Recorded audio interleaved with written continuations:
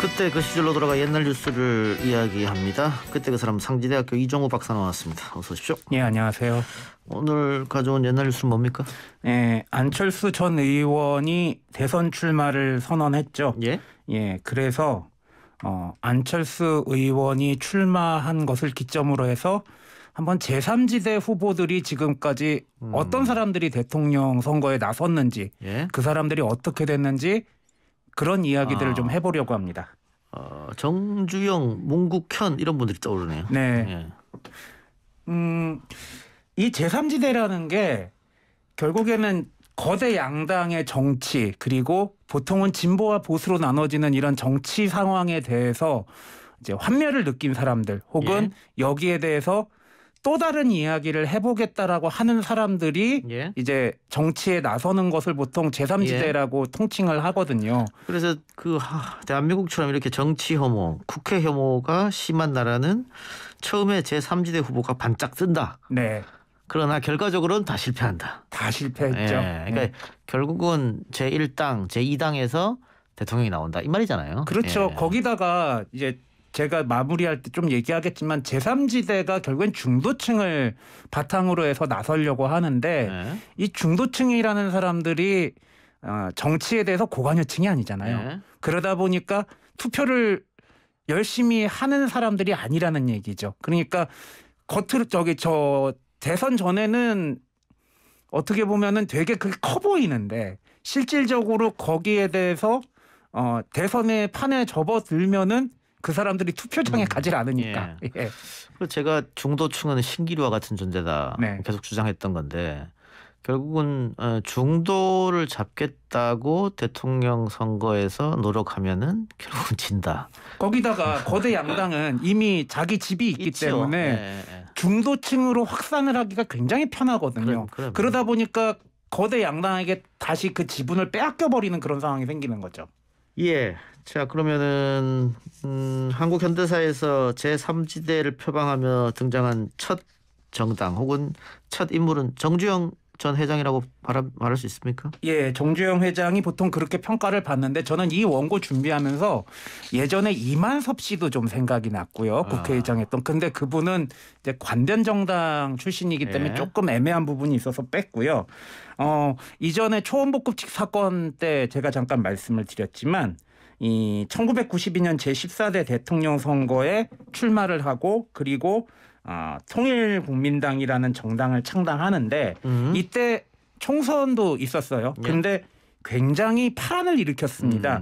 전국구 포함해서 31명의 당선자를 내고 원내 교섭단체까지 구성할 수 있었는데 이때 내용들을 보면은 굉장히 재밌었던 게 이 통일국민당이 정주영 현대그룹 전 명예회장이 만든 당이잖아요.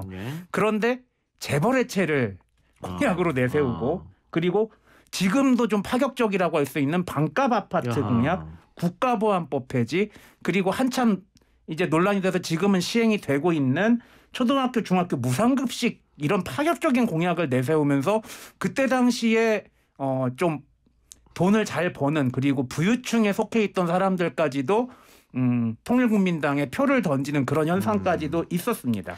뭐 전략은 나름대로 잘 짰다고 봐요. 지역적으로는 그 정 회장의 고향인 강원도, 그리고 울산, 거기서 표를 많이 받겠다. 그래서 반 YS, BDJ 그렇죠. 그 틈이 있는 충남 그리고 강원도가 고향 아닙니까? 정주영 전 고 정주영 회장이. 그래서 정주영 씨의 회장인 강원도를 기반으로 해서 지역적인 자기 집도 확보하는 그런 상황이었죠. 게다가 전국에 있는 현대 직원들, 그 가족들, 그리고 이 현대에서 근무하는 여건맨들이 차를 팔듯이 영업을 해주면 그렇죠. 이길 수도 있겠다.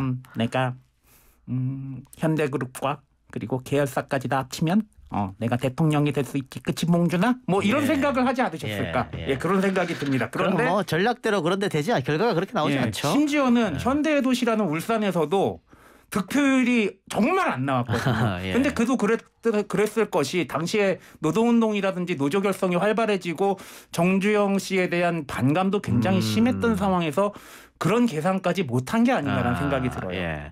그리고 이 김영삼 후보하고 표가 좀 겹쳤기 때문에 아무래도 보수층에서 좀 나눠 먹는 현상으로 인해서 그런 좀 일이 있었죠. 그래서 나중엔 집권 여당 또 안기부 등등에서 정주영 찍으면 김대중 된다.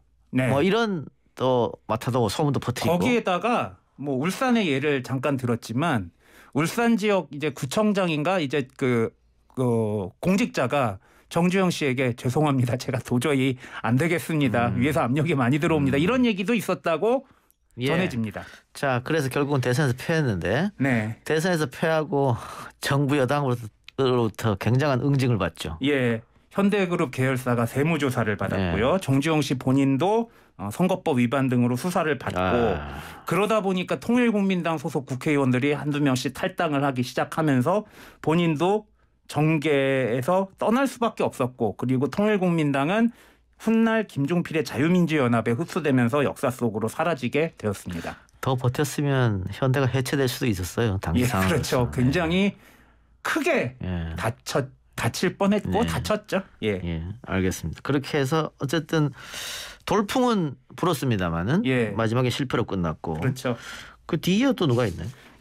1992년 대선 나온 김에 요때 나왔던 제3지대 후보가 또 있습니다. 바로 박찬종 전 의원이었죠. 박찬종 전 의원 하면 굉장히 엘리트. 딱 그런 이미지가 있죠. 경남중 경기고 서울대 법대 그리고 고시 3관왕. 이런 이력 때문에 굉장히 주목을 받았는데 이분이 검사로 근무하다가 1971년에 공화당에 입당을 했고요.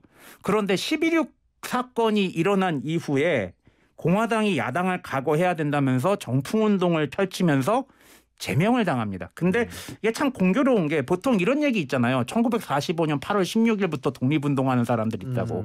약간 이런 이미지도 있어요. 이분이. 그래서 정풍운동 펼치면서 제명당하고 이후에 정치적 전향을 자기 책을 통해서 선언하면서 민추협에도 들어가고 그리고 학생운동가들을 변론을 했는데 이때 변론했던 사람이 뭐 김민석 의원, 송영길 의원 이런 분들이 있었고요. 그리고 12대 국회의원 유세 현장에서 전두환 씨가 광주의 양민을 학살하고 정권을 잡았다는 얘기까지도 했습니다. 자, 근데 박찬종 씨는 92년에 나와서는 그렇게 돌풍을 못 일으켰고. 근데 돌풍을 못 일으켰다고 하기엔 좀 그런 게 당시에 당세도 없었고 오로지 개인의 인기도만으로 당시 득표율이 6.4% 나왔거든요. 그러니까 굉장히 주목받을 만한 득표율이었다. 그래서 나중에 우유회사 광고 모델까지 되는 그런 일이 있었죠. 그 우유 회사 광고 모델 무균질 우유를 찍고 나서 1997년 대선을 앞두고 박찬종 씨가 여론조사만 하면 1등하는 시절이 있었습니다. 그렇습니다. 그리고 서울시장 선거에도 나갔을 때도 여론조사하면 계속 1등했던 시절이 있었죠. 여론조사만 1등하고 결국은 실제 결과는 안 나오는. 그런 일이 있었는데 저는 박찬종 씨 관련된 조사하면서 느꼈던 게 당도 많이 만들고 당도 많이 옮기고 그리고 약간 뭐랄까요 마이너스의 손이라고 할까요?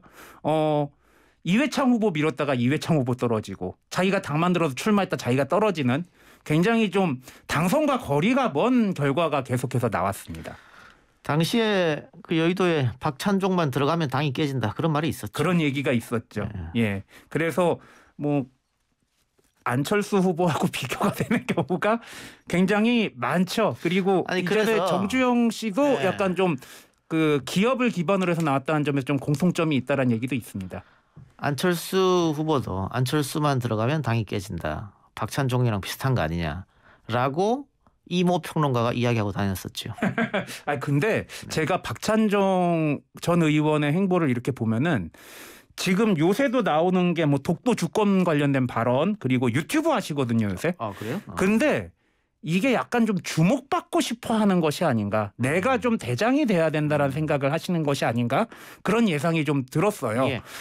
그리고 그 이후에 생각나는 분은 문국현 전 의원. 이것도 핫했죠. 이분도. 굉장히 핫했죠. 원래 위생용 종이 제품 제조업체 대표이사였고 관련된 별명도 있는 분인데 문휴지. 그리고 통신업체 사회이사직도 겸임을 하고 있었는데 정부 사임하고 2007년 제17대 대통령 선거에 출마를 했습니다. 그런데 그때 이미지가 굉장히 좋았어요. 그 위생용 종이 제품 제조업체 대표이사 있을 때 굉장히 윤리적으로 경영했다. 이런 평가도 있었고요. 그래서 참신하고 깨끗한 이미지 그리고 양당 정치에 좀 힘물을 느꼈던 예. 거기다가 당시에 이명박 정동영의 구도였는데 둘 다 찍을 수 없다라고 하는 사람들이 굉장히 문국현 씨에게 관심을 많이 보였었습니다. 예. 그래서 얼마나 얻었습니까? 대통령 선거 때? 5.8% 얻었는데 이런 소문이 있어요. 당시에 이제 블라인딩 투표에서 블라인딩 보팅에서 즉 무슨 얘기냐면은 이름 빼고 공약만 가지고 한 모의 투표에서는 1등을 했다. 어허. 젊은 층의 지지가 굉장히 많았다. 이런 얘기도 있었습니다. 예. 그리고 나서 이제 나중에 창조한국당이 또 원내로 진출하고 본인이 국회의원에 당선되죠. 예. 마지막은 좋지 않았죠. 예, 그래서 당시에 공천원금에 대한 혐의 이런 것 때문에 징역과 집행유예를 받고 10년간 피선거권이 박탈되고 2019년인가 이분이 선거권이 복권이 됐는데 아직까지 정계복귀 얘기가 없고 본래 업인 기업 운영으로 계속해서 하고 있습니다. 그러니까 지금까지 정주영 씨, 그 다음에 박찬종 씨, 문국현 씨 다 출발은 화려했지만 그 마지막은 미미했다, 미미하게 끝났다 이렇게밖에 그렇죠. 볼 수 없을 것 같은데 예. 이 이외에도 제3지대 후보로 꼽혔던 분들이 계십니까? 예, 뭐 정몽준, 이인재, 고건 그렇군요. 이런 분들이 있었는데 제가 굳이 뺀 이유는 일단 정몽준 씨는 대선까지 나가지는 못했고요. 이인재 씨 같은 경우에는 당시 여당과 야당에서 굉장히 주목받는 후보 당적이 있는 상태에서 당을 자주 옮긴 사례였기 때문에 제가 굳이 넣지는 않았습니다. 예. 예. 그 이인재 후보도 새로운 정치 혁명을 내걸면서 바람을 일으켰습니다만. 예, 바람을 일으켰죠. 알겠습니다. 자, 그러면 오늘 마무리하면서 고사성 하나 소개해 주죠. 보통 이 제3지대를 바람을 타가지고 나오는 경우가 많은데 이 바람의 성질을 한번 얘기해 보고 싶어요. 일단 바람은 실체가 없잖아요. 예. 근데 제3지대 후보들은 정치 혁명 아니면은 양당 중심 정치 바꿔야 된다. 구호만 난무하고 실질적으로 뭐가 있는 경우가 없어요. 그리고 바람은 손에 잡을 수가 없지 않습니까? 그러니까 보이지 않아요. 이 얘기는 무슨 얘기냐? 언론에서 별로 주목도 안 해줘요. 지금도 솔직히 그 검찰 고발 사주 의혹과 대장동 의혹 그리고 오늘 후보로 당선된 윤석열 씨까지 윤석열 후보까지 해서 이제 이재명 대 윤석열 구도로만 얘기하지 그 외 후보들은 그렇게 주목하지 않거든요. 언론이. 이런 상황을 돌파해야 된다는 그런 단점이 있고요. 또 바람은 동력이 없지 않습니까? 기압차에 의해서 움직이는데 이게 정치적 기반이 없다 보니까 그리고 앞에서도 얘기했던 중도층이라는 그 약간 신기루 같은 존재에 의존하다 보니까 실제로 발디딜 곳이 없다는 거죠. 그런 성질이 있고 그리고 바람은 이용만 당하죠. 풍력 발전이라든지 도치라든지. 근데 그 야생의 정치판에서 정치를 했던 사람들에게 주로 그 이용당하는 바람처럼 이용만 당하는 경우가 너무 많다는 거죠. 저는 되게 기가 막혔던 게 오늘 국민의힘 경선 후보 발표를 백범기념관에서 했잖아요. 근데 이승만을 국부라고 평가하는 당이란 말이에요. 그런데 김구 선생을 암살한 그 배우의 이승만 씨가 있다라는 그런 의혹이 굉장히 많잖아요. 이 정도 철면피는 돼야지 정치하는데 이 정도의 철면피를 과연 가지고 있는가 이 중도층의 후보들이. 그런 생각도 좀 해볼 필요가 있다고 봅니다. 그래서 고사성어가 뭐냐고요? 예, 그래서 고사성어는 포풍차경을 가져왔습니다. 어떤 뜻입니까? 바람을 잡고 그림자를 붙든다는 뜻인데 이게 믿음직하지 않고 허황된 언행을 한다는 뜻입니다. 그 네거티브한 거네요? 좋지 않은 거네요? 근데 저는 개인적으로 제3지대 후보들이 잘 됐으면 좋겠어요.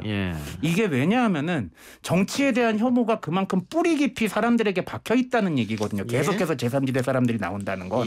이런 것들을 정치권이 좀 잘 받아 안았으면 좋겠습니다. 알겠습니다. 포풍착영. 고사성어로 오늘 코너 마무리하죠. 지금까지 상지대학교 이종우 교수와 함께했습니다. 수고했습니다. 예, 정치열 1위 축하합니다. 감사합니다.